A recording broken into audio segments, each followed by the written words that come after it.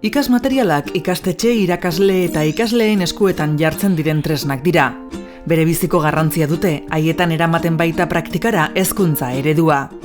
Eki ikasmaterialak urrats handi bat dira euskarazko irakaskuntzaren bidean, eta ikaslearen irteera profila dute oinarri.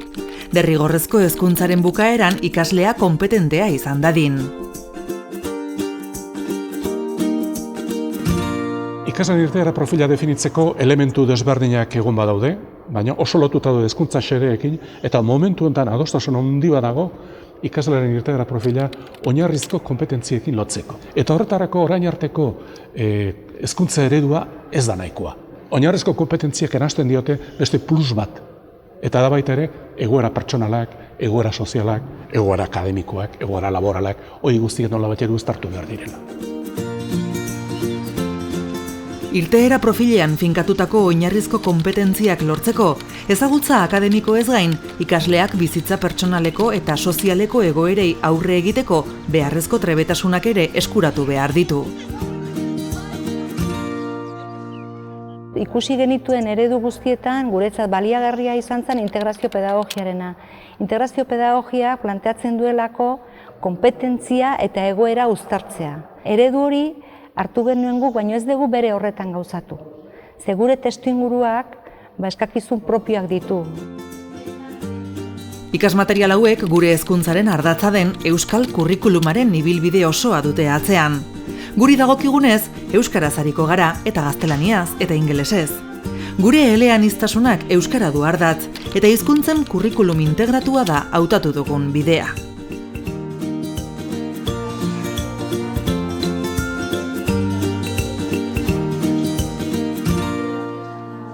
Euskal kurrikulumaren eskeman, oinarrizko konpetentzi metadisiplinarra deitzen ditugun horiek sartu genituen.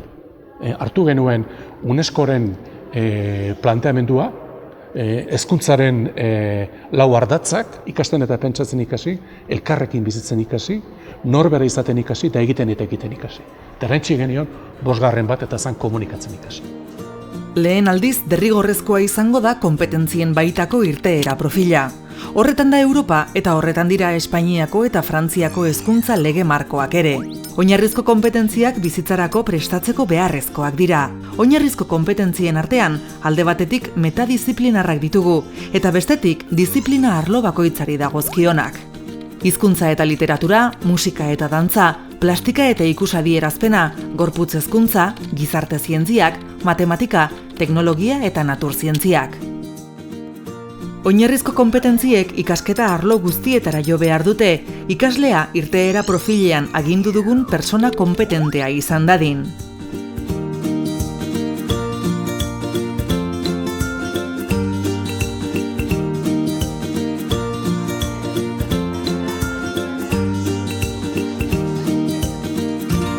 Konpetentzia eta egoera batera formulatzen ditugu. Konpetentzia bat formulatzen dugunean ziurtatu behar dugu bizitzako egoera baterako baliagarria dela. Hau da, ikasmaila bakoitzean arloetan kontenplatu behar da bizitza egoera pertsonaleko egoera badela, bizitza sozialeko egoera badela, bizitza akademikoko egoera badela, eta baita ere lan eremuko hastapentsuak ematen ere hasten gera.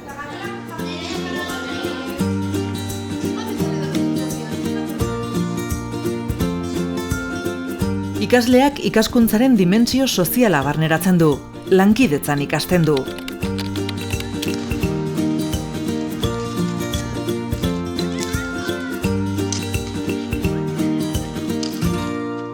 Ikasleak konpetente da egoera jakin bati aurre egiteko gai balima da.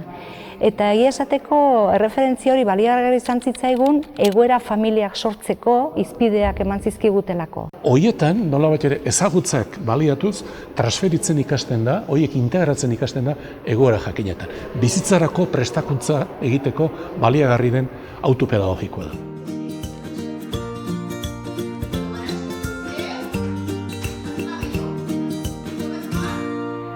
Behin konpetentzia definitzen denean da konpetentzia batekin lotuta egoera familia bat lortzen denean, momentuz 3 egoera eta parametro batzu dituzte komunean, behin hori definituta hasten gera unitate didaktikoaren faseekin.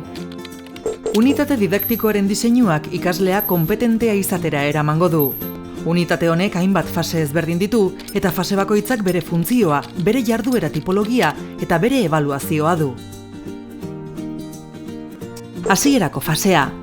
Ikasleari unitate didaktikoan lantzen den konpetentziarekin lotutako egoera bat aurkezten zaio. Garapen fasea. Egoera horri aurre egiteko ezagutzak eskuratu behar ditu. Ondoren, banaka ikasitakoa integratu eta mobilizatu beharko du zeregin batzuetan. Helburua, hasierako egoera horri aurre egitea da. Amaierako fasea. Eskuratutako ezagutzak familia bereko beste egoera batera transferitzen ikasten du. Konpetentziaren lorpena froga dezan, familia bereko beste egoera bat eta hari lotutako 3 zeregin proposatzen dira. Edukiak beharrezkoa dira, konpetente izateko. Baino ekarriko duen aldaketa importantena edo nagusiena izango da ikasiko duela ikasleak eskolan ikasten dituen eduki horiek bizitzan zertarako behar dituen.